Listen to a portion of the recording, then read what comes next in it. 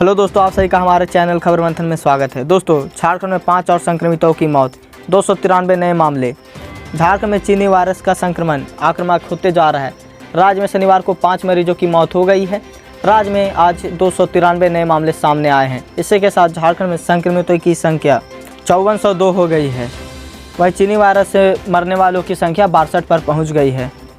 झारखंड की सभी सीमाएँ सील, बिना मास्क बाहर निकले तो होगा केस। झारखंड की सभी सीमाओं को सील कर दिया गया है। बिहार, बंगाल, ओडिशा और छत्तीसगढ़ सीमा पर बैरिकेडिंग कर दी गई है। पुलिस मुख्यालय के आदेश के बाद यहां मजिस्ट्रेट के साथ पुलिस बलों की तैनाती कर दी गई। पास वाले वाहनों में सवार लोगों को भी मेडिकल जांच के बाद ही प्रवेश दिया जा रहा है। वहीं दूसरे राज्यों से ग्रामीण क्षेत्र के रास्ते झारखंड में प्रवेश करने वाले वाहनों पर रोक लगाने के लिए गाँव के बाहर भी बैरिकेडिंग की गई है। राज्य की सीमा में प्रवेश करने वाले एक वाहन की तलाशी की जा रही है। One nation one ration card योजना में अगस्त से जुड़ेंगे 4 और नए राज्य। One nation one ration card को आधार कार्ड से लिंक करने के लिए अब सिर्फ 12 दिन बचे हैं। 31 जुलाई तक राशन कार्ड को आधार से लिंक करने की आखिरी तारीख है। अगर किसी राशन कार्ड धारक ने अभी तक आधार से लिंक नहीं करवाया है तो PDS यानी राशन दुकान पर जाकर आवेदन कर सकते हैं। राशन कार्ड का दस्तावेज ऐसा है जिससे लोगों को सस्ती दरों पर सरकार अनाज खरीद कर मुहैया कराती है। देश में अब तक 20 राज्य इस व्यवस्था से जुड़ चुके हैं। अगस्त महीने में 4 और राज्य और केंद्र शासित प्रदेश जुड़ने वाला है, जिसमें जम्मू कश्मीर, मणिपुर, नागालैंड और उत्तराखंड शामिल है। 1 अगस्त से शुरू होने वाली है विमान सेवा रद्द। बिरसा मुंडा एयरपोर्ट से 1 अगस्त रांची बेंगलुरु विमान का परिचालन शुरू होना था, लेकिन कोविड वायरस के बढ़ते संक्रमण के कारण विमान सेवा रद्द कर दी गई है। विमान का बेंगलुरु जिन यात्रियों ने टिकट का आरक्षण कराया है उन्हें पूरा रिफंड किया जाएगा। एयर इंडिया के अधिकारी ने बताया कि चीनी वायरस के बढ़ते संक्रमण को देखते हुए बिरसा मुंडा एयरपोर्ट से 10 विमान सेवा का ही परिचालन होगा। यह निर्णय एयरपोर्ट प्रबंधन ने राज्य सरकार के आग्रह पर लिया है। तो क्या जो विमान सेवा बची हुई है उसे भी रद्द करनी चाहिए या नहीं, कमेंट में हमें ज़रूर बताएं। प्रधानमंत्री का बड़ा ऐलान, 19 जुलाई से पूरे देश में होगा संपूर्ण लॉकडाउन। प्रधानमंत्री नरेंद्र मोदी द्वारा 19 जुलाई से 31 जुलाई तक फिर से लॉकडाउन बढ़ाने का ऐलान किया गया है। आपको बता दें कि यह बड़ा फैसला चीनी वायरस के बढ़ते हुए मामले को देखते हुए लिया जा रहा है। कई अन्य राज्यों ने पहले से लॉकडाउन को बढ़ा रखा है। आपको बता दें कि इस समय पूरे भारत में चीनी वायरस संक्रमण के 10 लाख से ज़्यादा मामले सामने हैं। ऐसे में क्या संपूर्ण लॉकडाउन देश में फिर से लगना सही है या नहीं? प्रधानमंत्री का निर्णय क्या है, आप हमें कमेंट में ज़रूर बताएं। दुबई में फंसे 26 मजदूरों की हुई वतन वापसी। सोशल मीडिया के जरिए भारत सरकार से लगाई थी गुहार। दुबई में फंसे झारखंड के 26 मजदूरों की सकुशल वतन वापसी हो गई है। दुबई के आबू धाबी में गिरिडीह, बोकारो व हजारीबाग के 26 मजदूर फंसे थे। इन मजदूरों ने प्रवासी ग्रुप के माध्यम से सोशल मीडिया के जरिए भारत सरकार से वतन वापसी करने की गुहार लगाई थी। सभी मजदूर NCC कंपनी में काम कर रहे थे। पिछले 4 महीने से इनको वेतन भी नहीं दिया जा रहा था। वेतन मांगने पर तरह तरह की धमकियां दी जा रही थी। सभी मजदूरों को एक कमरे बंद करके रखा गया था। महज एक समय खाना दिया जा रहा था, जिसके कारण मजदूरों की हालत ख़राब हो गई थी। अगर आप भी किसी इस तरह का परेशानी झेल रहे तो हमें कमेंट में ज़रूर बताएं, हम आपकी मदद करने की पूरी कोशिश करेंगे। बंद हो सकती है ऑनलाइन क्लास। सरकार के आदेश के बाद लॉकडाउन की अवधि की निजी स्कूल केवल ट्यूशन फीस ले रहे हैं। स्कूल प्रबंधन का कहना है कि स्कूलों द्वारा केवल ट्यूशन फीस लेने के बावजूद भी अब तक आधे से ज़्यादा अभिभावक ने फीस जमा नहीं किया है। कई ऐसे अभिभावक हैं जिन्होंने अप्रैल से ही फीस जमा नहीं की है। इससे स्कूलों की लगभग आधी इनकम हो गई है। ऐसे में शिक्षकों को वेतन देने में मुश्किल हो रहा है। फीस की 80% राशि वेतन पर खर्च होती है। अगर ऐसी स्थिति रही तो ऑनलाइन क्लास बंद करनी पड़ सकती है। तो क्या स्कूलों द्वारा ऑनलाइन क्लास बंद होना चाहिए या नहीं, हमें कमेंट में ज़रूर बताएं। शहर को लौटने लगे हैं प्रवासी। इन राज्यों के मजदूरों को वापस लाने के लिए पहल कर रही है कंपनियां। चीनी वायरस की वजह से लागू लॉकडाउन के बीच अपने गाँव को लौटने वाले प्रवासी मजदूरों एक बार फिर से शहरों की ओर राह पकड़ लिया है। धीरे धीरे वे शहर की ओर लौट रहे हैं। उद्योग का कहना है कि इनके अलावा कुछ नियोक्ताओं द्वारा खुद प्रवासी मजदूरों को परियोजना स्थलों पर वापस लाया जा रहा है। देश में अभी अनलॉक 2 चल रहा है और लॉकडाउन वजह से बंद हुई परियोजना में काम फिर से शुरू हो चुका है। ज़्यादातर परियोजनाओं में क्षमता के 50% पर काम हो रहा है, क्योंकि ज़्यादातर श्रमिक अब लौट नहीं पाए हैं। क्या प्रवासी मजदूरों को फिर से दूसरे राज्य जाना चाहिए या झारखंड में उन्हें काम मिलना चाहिए, कमेंट में हमें ज़रूर बताएं। सुप्रीम कोर्ट का बड़ा फैसला, सोशल मीडिया पर पोस्ट नहीं होगी जेल। धारा 66 रद्द। सुप्रीम कोर्ट ने सूचना प्रौद्योगिकी अधिनियम धारा 66 पर ऐतिहासिक फैसला सुनाते हुए इसे असंवैधानिक घोषित करते हुए इसे रद्द कर दिया गया है।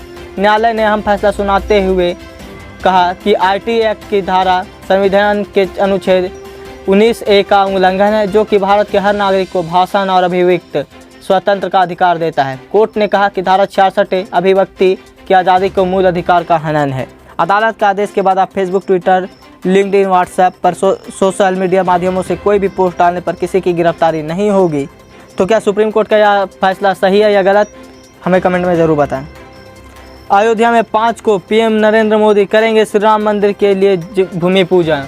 रामनगरी अयोध्या में श्री राम जन्मभूमि तीर्थ क्षेत्र की बैठक के बाद अब प्रधानमंत्री कार्यालय ने रामनगरी में भव्य राम मंदिर के निर्माण के लिए भूमि पूजन के कार्यक्रम की तारीख पर भी मुहर लगा दी है। प्रधानमंत्री कार्यालय ने 5 अगस्त को पीएम नरेंद्र मोदी के अयोध्या में श्री राम मंदिर के लिए भूमि पूजन का कार्यक्रम तय किया है। श्री राम मंदिर भूमि पूजन के लिए 5 अगस्त की तारीख तय हुई है। देश के प्रधानमंत्री बनने के बाद पहली बार अयोध्या में राम मंदिर के लिए भूमि पूजन के कार्यक्रम में शामिल होने के लिए प्रधानमंत्री नरेंद्र मोदी से निवेदन किया था। भारत में तैयार हो चुकी है चीनी वायरस देसी दवा। चीनी वायरस की दवाई को लेकर पूरी दुनिया बनाने में जुटी हुई है। कोरोना वायरस की दवाई देश में तैयार हो गई है। यह दवाई कोवैक्सीन नाम से आई है। हरियाणा के पीजीआई में वॉलंटियर्स ने पहले ग्रुप को कोवैक्सीन की पहली डोज दे दी है। हरियाणा के हेल्थ मिनिस्टर अनिल विज के मुताबिक तीनों कैंडिडेट्स के शरीर ने कोवैक्सीन को आसानी से स्वीकार कर लिया है। उन पर किसी तरह का कोई भी साइड इफेक्ट देखने को नहीं मिला है। 18 से 55 साल की उम्र वाले स्वस्थ लोगों को भी यह दवाई दी गई है। फेज 1 ट्रायल में दूसरा डोज 14वें दिन पर दिया जाएगा। अगर सभी ट्रायल सफल रहें तो जल्द ही यह मार्केट में उपलब्ध होगा। आईपीएल के आयोजन पर कल हो जाएगा फैसला। T20 विश्व कप पर स्थगित होने की है उम्मीद। अंतर्राष्ट्रीय क्रिकेट परिषद बोर्ड के सोमवार ऑनलाइन बैठक होने वाली है। इस बैठक में इस साल होने वाले T20 विश्व कप के भविष्य को लेकर निर्णायक दौर की चर्चा होगी। भारतीय क्रिकेट बोर्ड की उम्मीद है कि इसे स्थगित किया जाएगा, जिससे कि इंडियन प्रीमियर लीग यानी आईपीएल का आयोजन हो सके। T20 विश्व कप का आयोजन ऑस्ट्रेलिया में 18 अक्टूबर से 15 नवंबर तक होना है, मगर देश के क्रिकेट बोर्ड ने विक्टोरिया राज्य में कोरोना वायरस के बढ़ते मामले को देखते हुए मई में इस टूर्नामेंट की मेजबानी में असमर्थता जाहिर की थी। पीएम मोदी का सोशल मीडिया पर एक और बड़ा कारनामा। ट्विटर पर हुए 60 मिलियन फॉलोअर्स। भारत के प्रधानमंत्री नरेंद्र मोदी ने सोशल मीडिया पर एक और बड़ा कारनामा कर दिया है। दरअसल पीएम मोदी की फॉलोअर्स ट्विटर पर 60 मिलियन पहुंच गई है। इस वक्त पीएम मोदी को 6 करोड़ यानी 60 मिलियन लोग फॉलो करते हैं। बता दें कि पीएम मोदी उन गिने चुने नेताओं में शामिल हैं जिन्हें सबसे ज़्यादा फॉलो किया जाता है। नरेंद्र मोदी की फॉलोइंग सिर्फ भारत में ही नहीं बल्कि विदेशों में भी काफ़ी ज़्यादा है। क्या आप भी पीएम मोदी को हमेशा सपोर्ट करते हैं? तो कमेंट में हमें ज़रूर बताएं। जिला प्रवेश करने वाले प्रत्येक व्यक्ति क्वारंटीन करें। चीनी वायरस के बढ़ते प्रसार पर अंकुश लगाने को उपायुक्त फैज मोहम्मद मुमताज ने एक आदेश जारी कर रेल या सड़क माध्यम से जिला में प्रवेश करने वाले या राज्य से बाहर जाकर पुनः लौटने वाले सभी व्यक्तियों को यात्रा प्रारंभ करने से पहले उन व्यक्तिगत जानकारी राज्य की वेबसाइट www.jharkhandtravel.nic.in पर निबंधित करना अनिवार्य कर दिया है। इसे सुनिश्चित करने के लिए उपायुक्त ने अनुमंडल पदाधिकारी को सख्ती से अनुपालन कराने का निर्देश भी दिया है। साथ ही जिला जनसंपर्क पदाधिकारी को व्यापार प्रचार प्रसार कराने का निर्देश दिया ताकि आम लोगों तक इसकी जानकारी पहुंच सके।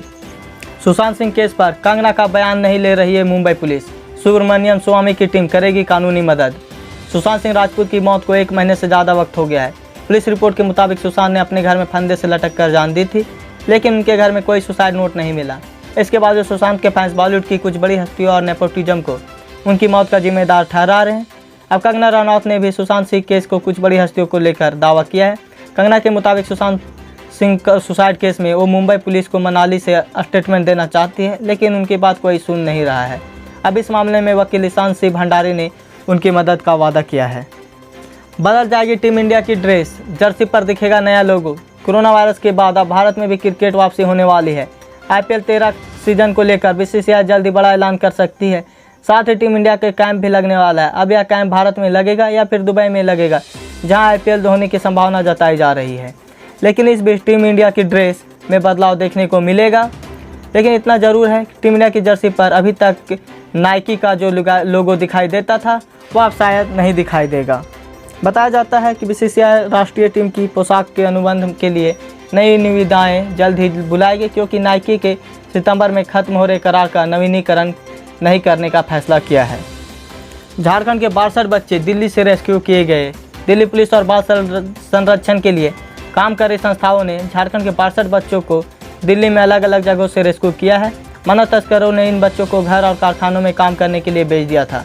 फिलहाल सभी बच्चे दिल्ली के अलग अलग बाल गृह में रखे गए हैं। ये बच्चे अपने घर लौटना चाहते हैं, लेकिन लॉकडाउन के कारण 4 महीनों से दिल्ली में ही फंसे हैं। हालांकि बाल संरक्षण के लिए काम कर रही संस्थाओं और अधिकारियों के अनुसार इन सभी बच्चों को एक साथ फ्लाइट से झारखंड लाने की तैयारी चल रही है। फ्लाइट उपलब्ध नहीं हो पाई तो ट्रेन की व्यवस्था की जाएगी। तो दोस्तों आज की ताज़ा खबर बस इतना ही। अगर आप हमारे चैनल में नए हैं तो हमारे चैनल को सब्सक्राइब करें और बेल आइकन दबा दें ताकि जब भी हम वीडियो डालें नोटिफिकेशन आप तक पहुंच जाए।